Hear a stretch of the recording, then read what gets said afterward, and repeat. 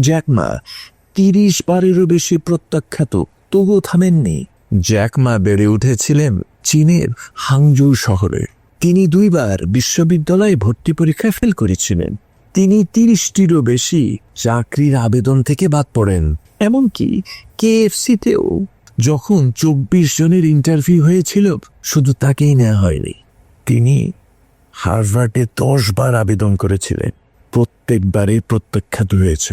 বেশিরভাগ মানুষ এসবকে চূড়ান্ত ব্যর্থতা হিসেবে ধরে নিত। কমফোর্ট জোন ভেঙে বের হওয়া। তার ব্যবসা বা প্রযুক্তি বিষয়ে কোনো আনুষ্ঠানিক শিক্ষা ছিল না, তবু 1999 সালে কয়েকজন বন্ধু মিলে একটি ছোট অ্যাপার্টমেন্ট থেকে শুরু করেন আলিবাবা, একটি অনলাইন মার্কেটপ্লেস। লোকেরা উপহাস করেছিল, বিনিয়োগকারীরা মুখ ফিরিয়ে নিয়েছিল। তিনি নিয়ম ভেঙেছেন, ঝুঁকি নিয়েছেন এবং থামেননি। ফলাফল, আজ আলিবাবা বিশ্বের সবচেয়ে বড় ই-কমার্স সাম্রাজ্যগুলির একটি। জ্যাক মা হয়েছেন একজন বিলিয়নিয়ার, এশিয়ার অন্যতম প্রভাবশালী উদ্যোক্তা ও ব্যবসায়ী নেতা।